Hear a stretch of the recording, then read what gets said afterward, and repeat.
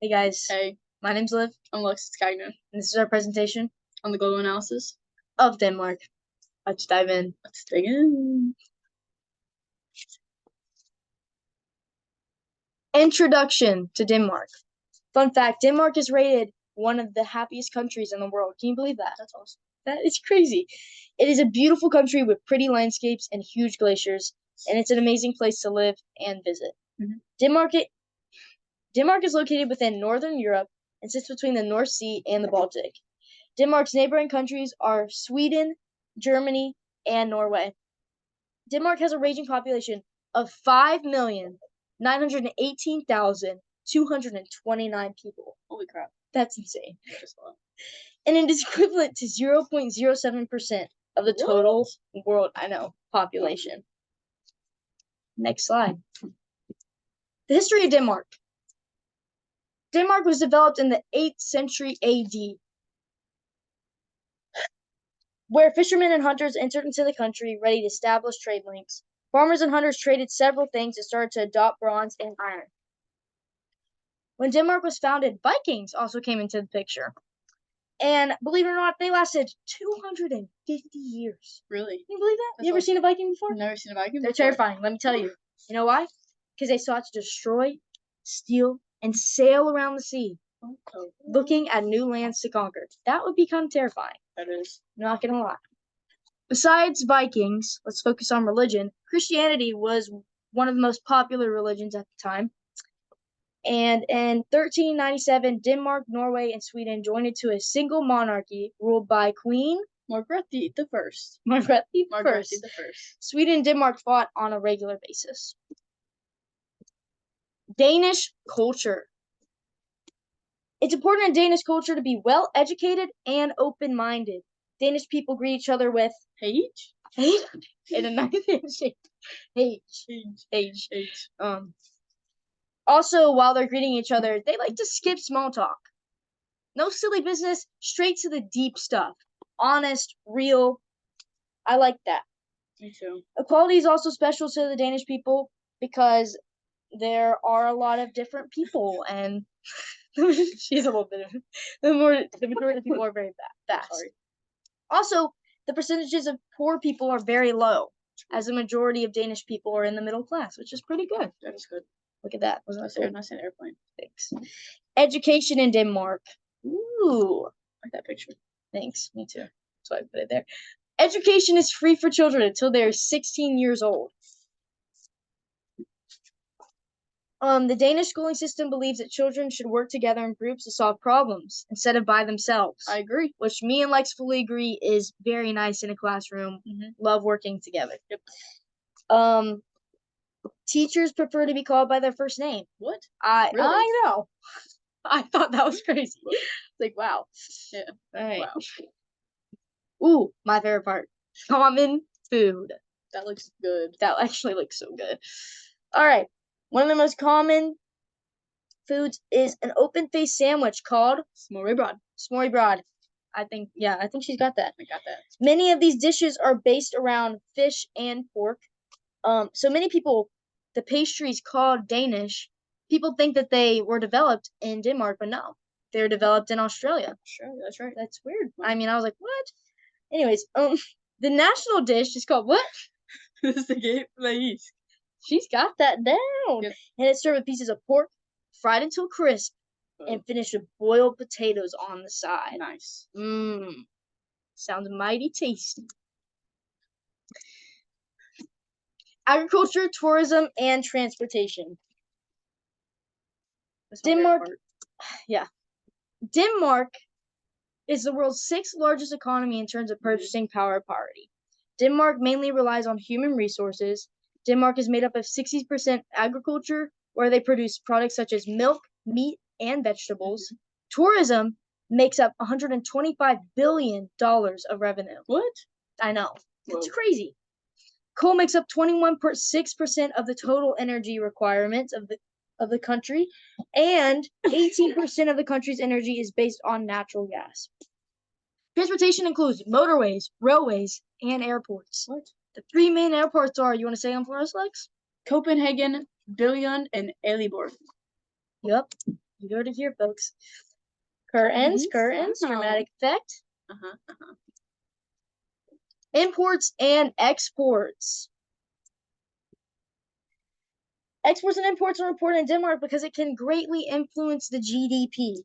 Exports include food, machinery, instruments, and medications. Imports can include refined petroleum, cars, chemicals, and consumer goods. These imports and exports can be located in Germany, the United Kingdom, and the US. It's crazy. Wow. That is pretty cool. Now to the fun part, guys. Gross domestic product and economic growth. The economic growth in Denmark is constantly changing and is very important as Denmark holds a very high standard of living. The real GDP in 2019 was 1.49%, in 2020 is negative 2.42%, and in 2022 is negative 2.73%. The economic growth in 2019 was 1.49%, 2020 at 1.99%, 2022 3.82%. The real GDP per capita was 59,593 in 2019, 2020 is 60,915, and in 2022 is 66,983.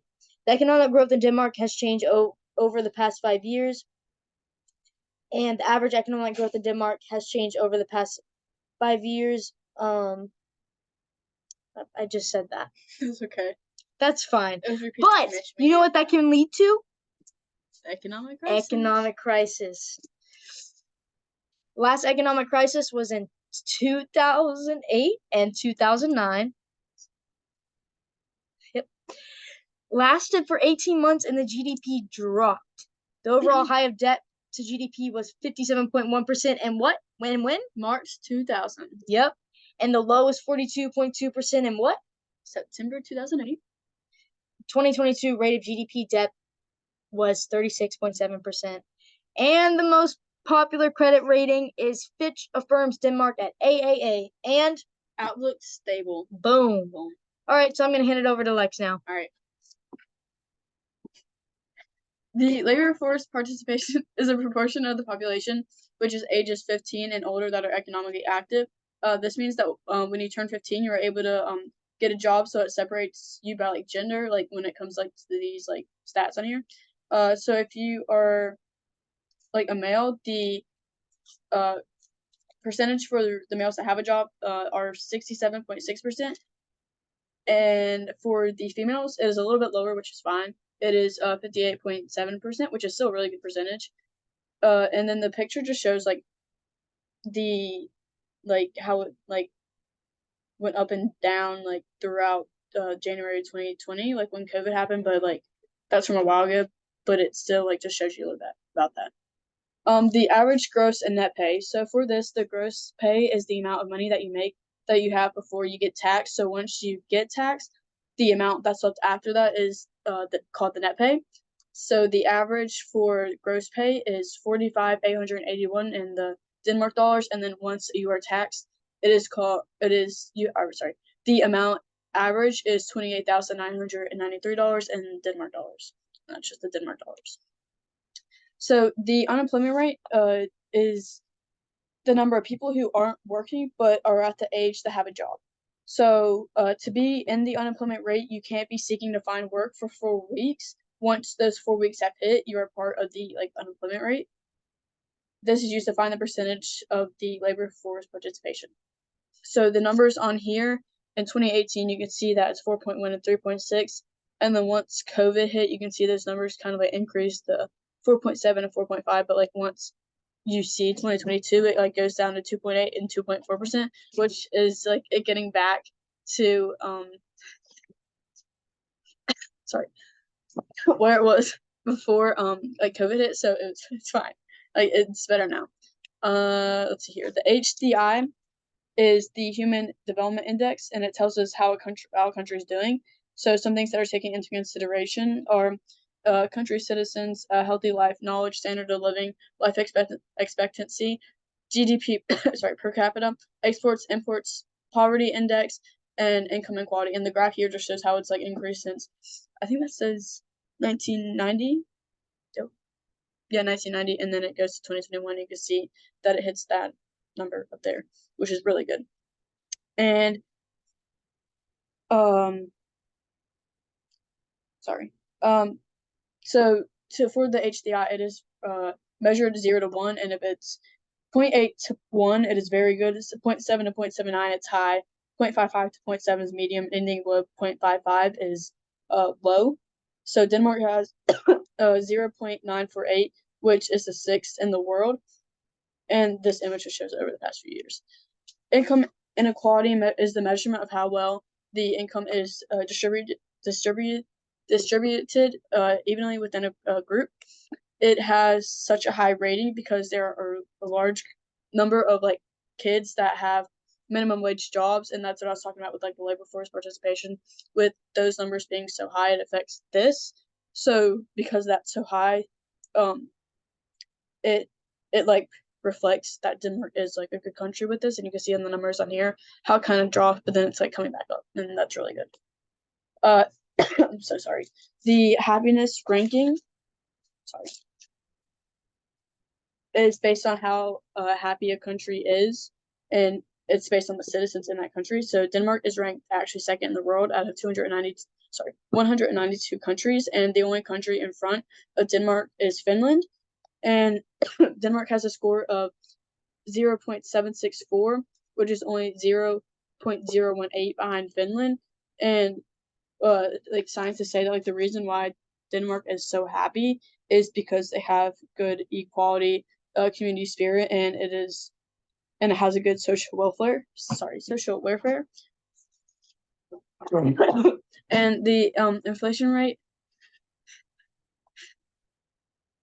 tells us how much the inflation rate tells us that the inflation grows at a rapid pace, and like it tells us how much an item has increased or decreased within a certain time period. So during like COVID, the inflation rate increased a lot.